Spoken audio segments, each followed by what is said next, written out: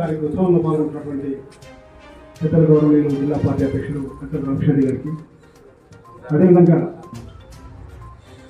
నిజంగా ఒకసారి గుర్తు చేసుకుంటే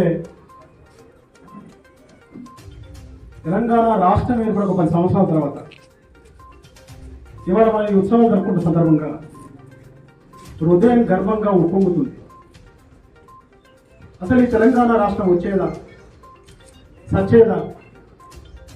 తెలంగాణ రాష్ట్రం ఈ పక్క పరిస్థితి కేసీఆర్ చేతులతో అవుతుందా అనుకున్నటువంటి ఆ స్థాయి నుంచి, అట్లాంటి ఒక దశ నుంచి తెలంగాణ రాష్ట్రం సాధించుకోవడం, సాధించుకున్న ఈ రాష్ట్రం 10 సంవత్సరాల పాలనలో దేశంలోనే అగ్రగామి రాష్ట్రంగా ఇవాళ తెలంగాణ రాష్ట్రం ఉండదు. ఇవాళ నిజంగా చెప్పాలంటే ఒక 2 విషయాలు గుర్తు చేసుకుంటే, తెలంగాణ రాష్ట్రం ఏర్పడ్డ రోజులలో పార్టీ అవకాశం ఇచ్చి ప్రజలు ఆశీర్వదిస్తే నాట్లాంటి జడ్పీటీసీగా అయిన తర్వాత ఒక అద్భుతమైన నిర్మాణంలో భాగమైన మంది సంతోషం ఉన్నది. తెలంగాణ ఏం కావాలో తెలంగాణ రైతులకు ఏం కావాలి, తెలంగాణ సబ్బన్న జాతులకు ఏం కావాలో అవి ఒకటొకటి చేస్తున్నప్పుడు కలిగిన ఆనందం, ఒక ఉద్యమ స్ఫూర్తితో తెలంగాణ నిర్మాణంలో భాగంగా పనిచేసే ఒక కార్యకర్తగా ఇవాళ ఉప్పొంగిన హృదయంతో చెప్తున్నాం. ఒక మా వెలువెత్తేటువంటి ఒక గ్రామంలో ఆ రైతుకు 4 గుంటల భూమి మాత్రమే ఉన్నది. ఆ రైతు చనిపోయిన రోజు ఎమ్మెల్యే పైలశేఖర్ రెడ్డి గారి ద్వారా మేము అందరం కలిసి ఆ రైతు కుటుంబానికి బ్యాంక్ స్టేట్మెంట్ 5 లక్షల రూపాయలు బ్యాంక్ స్టేట్మెంట్ చేతికిస్తున్నప్పుడు అనిపించింది, ఇది కదా నేను కొట్లాడేస్తున్న తెలంగాణ రాష్ట్రం అని చెప్పేసి గర్వపడ్డాం. తెలంగాణ రాష్ట్రం వచ్చిన తర్వాత నిర్లక్ష్యానికి గురైనటువంటి చెరువుల పునర్నిర్మాణం మిషన్ కాకతీయ పేరు జరుగుతున్నప్పుడు సప్పులతోటి బోనాలతోటి బతుకమ్మలపై చెరువులు పునరుద్ధరణ చేసుకున్నప్పుడు గర్వపడ్డాం, ఇది కదా మా తెలంగాణ రాష్ట్రం కావాల్సింది ఇదే కదా.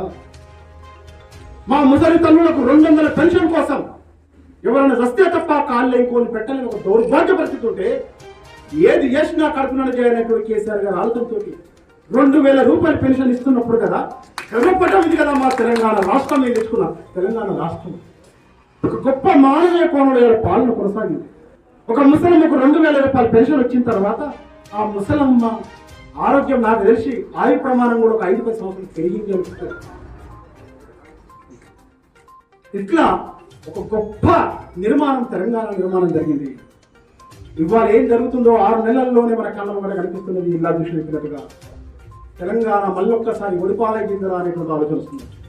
కాంగ్రెస్ పార్టీ ఆ రోజు నుంచి తెలంగాణ ప్రజల వెంట లేదు, తెలంగాణ ప్రజల వెంట పోరాటం లేదు, తెలంగాణ జీవితం తెలియదు, తెలంగాణ బతుకు తెలియదు. వాళ్ళ చేతిలో ఇవాళ తెలంగాణ ఉంది కాబట్టి తెలంగాణ ఆగమవుతున్నది. ఈ సందర్భం ఒక్క విషయం గుర్తు చేసుకున్నాం. ప్రొఫెసర్ జయశంకర్ సార్ ఒక మాట అంటాడు, తెలంగాణ రాష్ట్రం రావడం అనేది 5% పని మాత్రమే, 95% పని మిగిలి ఉన్నది ఈ తెలంగాణ నిర్మాణం. ఈ తెలంగాణ నిర్మాణంలో మనం అందరం కూడా భాగం కావాల్సిన అవసరం ఉన్నది. ప్రతిఘాతక శక్తులు అడ్డుకునే ప్రయత్నం చేస్తుంది. మనం ఎదిరించి ఎప్పటికప్పుడు జరుగుతున్న కుట్రలను అర్థం చేసుకొని తెలంగాణని మనం అందరం కూడా ఒక ప్రజాస్వామిక తెలంగాణగా, సామాజిక తెలంగాణగా, ఒక పచ్చని తెలంగాణగా మనం ముందుకు తీసుకెళ్లాల్సిన అవసరం ఉన్నది.